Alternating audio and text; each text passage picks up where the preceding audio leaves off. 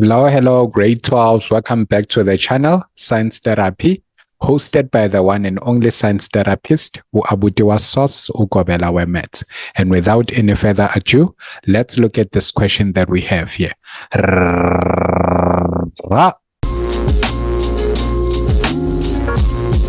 Okay, so we have question 5 on analytical geometry. It says in the diagram below, A, B, and C are the vertices of a triangle. AC is extended to cut the x-axis at D, right?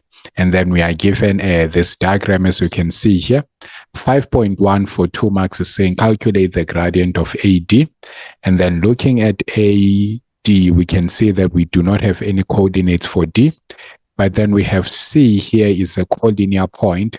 So now, since that is a collinear point, we do understand that if we want to calculate the gradient of AD, we know that the gradient of AC will be equal to the gradient of AD, since we can see that A, C, and D are collinear points. So we can just simply calculate the gradient of AC, and whatever the gradient that we'll find here, we'll find there, we know that it will be the same gradient for AD because all these 3 points lie on the same straight line, right? So collinear points have equal gradients. So to go about calculating that one, let's calculate, let's just say that's y2 minus y1 over x2 minus x1.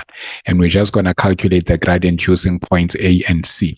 So that's going to be 7 minus 4. So we are starting with the y values. And then down here, we are putting in our x values. So there we go. Then all you have to do is simply just punch all of this into your calculator, and you get 1 over 2. So the gradient, therefore, we'll say the gradient for AD is equals to 1 over 2. That's how you were supposed to get that one. Then let's proceed to 5.1.2. It says, let's calculate the gradient of BC. So there we go there. We have BC, and then with BC, we can see that we do have the coordinates of B, and then we also have the coordinates for C. So that one is straightforward. We just go gradient of BC is equals to y2 minus y1 over x2 minus x1, right? So to calculate that one, we can just say -6 minus 4. And then if we are taking this one as the second coordinate and this one is the first coordinate, and then we're going to have 1 minus -3. Now, if you punch all that into your calculator, you are supposed to have, so punching all that into our calculator, we have negative. So if we punch all that, we have -5 over 2 simplified, right? So if we simplify that, that's -5 over 2 because we're going to get -10 here. And then from here, we're going to get 5. So 10 divided by 4, that's -5 over 2. Right. Okay, so that's how we find the gradient of BC. So let's proceed. We have 5.2. It says calculate the size of DCB. So now when you are writing your paper 2 there, you will be having your answer book, meaning from your answer book, you can be able to make edits here and then express the angles in terms of your theta, beta, and alpha. So let's just decide that we're going to label this one here as theta. And then let's label this one here as alpha. And then let's label the angle here beta. Now with this question, I always say that the principle or the theorem that you'll have to use here is the theorem that says the angle, the exterior angle of a triangle is equal to the two opposite interior angles. So always when it comes to these questions whereby you have to calculate the angle, always be in the lookout for something like this. So we can see that we have an exterior angle of a triangle here, and this exterior angle must be equal to the two opposite interior angles. So the sum of these two must be equal to that exterior angle. So now to calculate that one, we can just try to figure out that one from we can get alpha, our theta here meant to say by finding the angle of inclination here, because the theta here will be representing the angle of inclination. And also as well, we can get alpha from the angle of inclination, which is from the gradient BC or from the line BC. Let's now start by the gradient of AD. The gradient of AD, remember, we've calculated and then we found that it's 1/2. Now that we've found 1/2, we can use that to say this is tan theta is equal to the gradient of AD. So we know this formula, we use it to calculate the angle of inclination.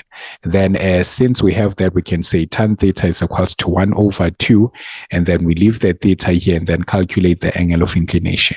So that's 1/2 like this. So our theta, when we punch all that into our calculator, we get 26.56505. So I'm trying to at least round off to 5 decimal places so that I don't just round off before the final answer. So now I do have the value for theta.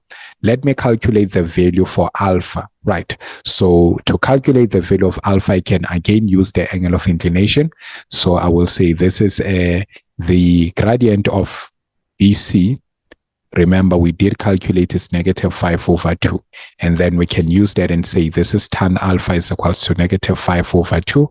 Then our alpha is obviously tan, and then a -5/2. Now we know that this angle here will come out as a negative, and every time we are trying to calculate and then we find a negative value, we know that it's because it is representing this angle here. But then in order to find alpha, remember these are angles on a straight line. So we want to take the negative angle from here and then we add it to 180 so that we find the angle here, the obtuse angle. So as we can see, the angle that we are getting here is the acute angle, which represent the angle from this side here. But the angle of inclination, remember, it's always from the positive axis all the way to the given line, to the respective line. So we have -68.1985, and then immediately we're just going to add by 180 so that we find the obtuse angle right here. So our alpha becomes 111.8014 degrees. So I'm rounding off to at least 4 decimal places. And then now, if I want to find a beta, remember, I'm working from this, the fact that if I say my theta plus my beta, I'm supposed to have alpha, because remember, exterior angle of the triangle. So we're saying the exterior angle of a triangle is equal to the sum of the two opposite interior angles. But then we do have the value for theta, that's 26.56505, and then we are looking for beta, but then we also have alpha, that's 11.8014. Now obviously, if we are looking for beta, we should take this 26.56505 over to that side. So if you say 111.8014 minus the 26.56505, then we find our beta as, punching that into your calculator, that's 85.24 degrees if we round off to 2 decimal places. Remember, that's our final answer. Right. And then this is exactly the angle that we were looking for, which is DCB. If you can look at DCB, this is DCB, where is DCB? That's DCB, so which is the beta there. So in other words, we can say, therefore, our DCB is equal to that 85.24 degrees, right? And then all for 3 marks, that's all you were supposed to do there. So yeah, it was pretty much a long step for 3 marks, but then it is what it is. Okay, so let's proceed. We have a 5.3 there. So we have 5.3 there. It says write down the equation of the straight line AD. Again, going back to AD, we already have the gradient for AD. So we'll say the gradient of AD, we found that it is 1/2. But then remember, when we want the equation, we only need a set of coordinates and also the gradient. So we can use the formula y minus y1 is mx minus x1. And then we can either choose to use the points of C or the points of A. So either one of these points would work, right? Because we only need one set of coordinates and also the gradient. If we decide to use the coordinates of A, we want to have y minus 7, and then our gradient is 1 over 2, then here x, and then our x value is 3. Then if we calculate here, that's half times x, that's half x, and then half multiplied by negative 3, that's negative 3 over 2. The negative 7, when we transpose it over to that side, that's positive 7, meaning our y is equals to half x. And then if we punch that into our calculator, we find that it is 11 over 2, right? So 11 over 2. And just like that, we have found the equation of line AD. So that's how you were supposed to find that one. So that was 5.4. Okay, so now, okay, not 5.4, 5.3. Sorry for that. Then that was 5.3. Now let's proceed to 5.4. It says, determine the coordinates of M, which is the midpoint of BC. Right, so let's proceed. Determine the coordinates of M, which happens to be the midpoint of BC. So if it is the midpoint, we know the midpoint formula. That if we are looking for the coordinates of the midpoint, this is how we calculate that one. We'll say that's x1 plus x2 over 2, and then here we have y1 plus y2 over 2, right?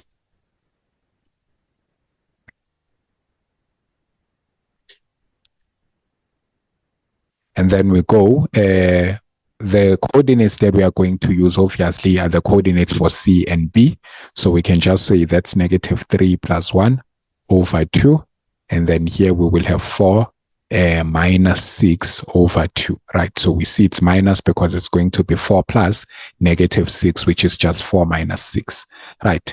Then punching that into our calculator, we will find our values as negative 1 is to negative 1. So therefore, in other words, the coordinates for M are negative 1 is to negative 1. And looking at where M is, based on your Cartesian plane, we can see that it makes sense. The x value here should be negative and the y value should be negative as well, right? And then, okay, that's how we would find that one. So 5.4, calculating the coordinates of the midpoint, right? Then let's now proceed to 5.5. 5.5, we are given if G has the coordinate A is to B, and then it's a point such that AGM lie on the same straight line. So they're saying AGM must lie on the same straight line. So that means if we can just put a straight line connecting these lines here, they should be collinear points, right? So this is what they're saying. There's a straight line joining A, G, and M, right? So, okay, now what are they asking us to calculate? They're asking us to express the coordinates of B as 2A plus 1, right? So how do we do this one? Since these are collinear points, we know that collinear points have the same gradient. So we must start from there. So from knowing that collinear points have the same gradient, let's calculate the gradient of AM, right? Calculating the gradient of AM, we'll say y2 minus y1 over x2 minus x1. Now the y2 is 7. So we're going to have 7. Remember, we just calculated the coordinates of M. That's negative 1 is to negative 1. So we're going to have 7 plus 1 because it's negative and negative. So, or let me do like this so that it doesn't get confusing. Minus negative 1. Then over 3 minus negative 1. Now, obviously, we're going to get 8 from here. Then here we're going to get 4. So 8 divided by 4, that's 2. Now we have the gradient of AM, meaning that we can find the equation of AM. So finding the equation of AM, that's y minus y1, and then M, x minus x1. So if we use the coordinates, let's say this time around, we want to use the coordinates of M. So that would be y minus negative 1 is equals to our gradient is 2. Then that's x minus negative 1, right? So this will be y plus 1, and then here 2x plus 1, right? Then this is going to be y, 2 times x, that's 2x, and then we have 2 times 1, that's 2, and then minus this one here. If we transpose, then that's 2x plus 1. So the equation of AM becomes y is equals to 2x plus 1. But then since we are saying that G is a collinear point, it lies on the same straight line AM, that means we can express the coordinate here as y. So if we are to substitute the coordinates of G, which is A and B, we can say in the position of y, there needs to be our y coordinate, which in this case is B. And then in the position of x, there needs to be our x coordinate, which is A. So that's 2A plus 1. And then just like that, we can see that we have shown that B is equals to 2A plus 1. So it's just a matter of saying that our y coordinate is B, and then our x coordinate is A. So we're just replacing in the equation of AM, our y value and our x value in respect to the coordinates of G. Now let's move to 5.6. 5.6 is saying, hence calculate 2 possible values of B if GC is equals to root 17. Now, if they say hence, that means from whatever that you have proven above, or from whatever that you have shown above, use that in order to calculate what we are asking you to calculate now. So now that we've given that GC is equals to root 17, we can say that GC here is root 17. That's the distance. So if we are given the distance, we might as well use the distance formula. So the GC that we are talking about is this line here. So let's just join line GC. So let's join line GC. So there we go. So, okay, so line GC is giving us a value of root 17, right? So that's the distance between point G and C. So this is what we can do. So we'll say our distance formula goes like this, and then y2 minus y1 square is equals to root 17, right? So that means this will be representing the distance formula for GC. So we can just go, if we are considering this, remember the coordinates of G are now expressed as A to B, right? So we can just go A minus -3, which is A minus -3 like that square. And then we will have B minus 4 and then square, which is equals to what? Root 17, right? Now, if we want to get rid of the square roots, we can just square both sides. Square both sides like that.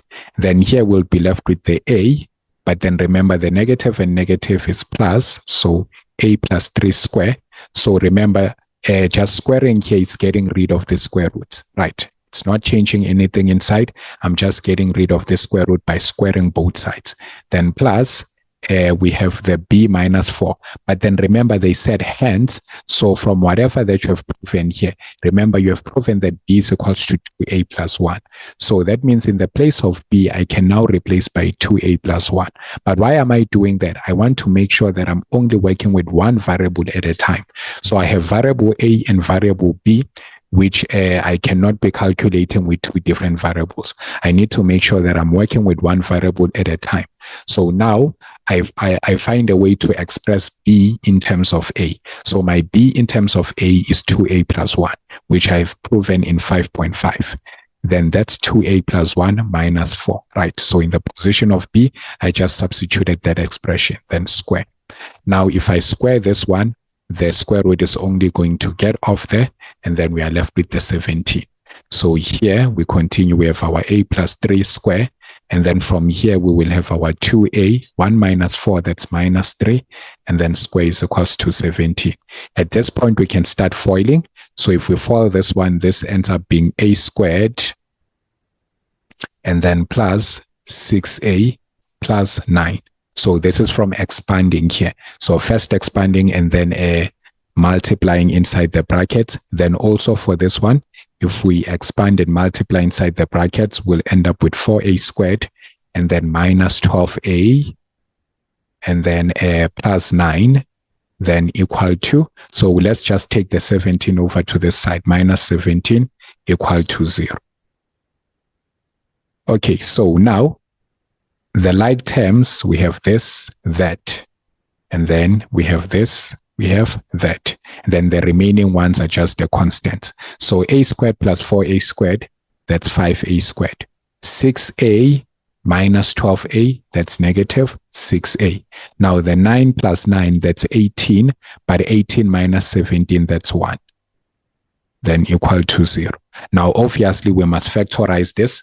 When we factorize that, we're going to end up with 5a this side, and then we have a here. Obviously, the factors of 1 are 1 and 1. So negative and negative to have this positive here.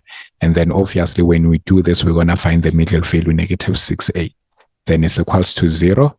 So that means the a value is either 1 over 5 or is positive 1. So a is 1 over 5 or a is equals to 1. But then remember, we must find the values of b, possible values of b. So we've only found the values of a. To find the values of b, again, we go back to that equation in 5.5.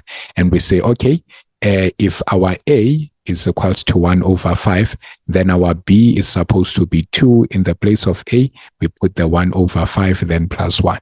Then b will be equals to what? So the b is supposed to be first 7 over 5. But we have another option, or if our a is equals to 1, then b should be equals to 2, and then for a we put the 1, then plus 1 there. So our b should be equals to 3. Now the two possible values for b are 7 over 5, or b is equals to 3. Right. So that's how you were supposed to go about answering that question for a total of 20 marks. So make sure that you go through this question and try to understand the approach that I took into answering this question. But then with all that being said, please press the thumbs up button if you've enjoyed the lesson and then you found it helpful. And if you've been watching the videos and haven't subscribed yet, please hit that subscribe button. But most importantly, please share the link with your friends and classmates so that they may also find assistance.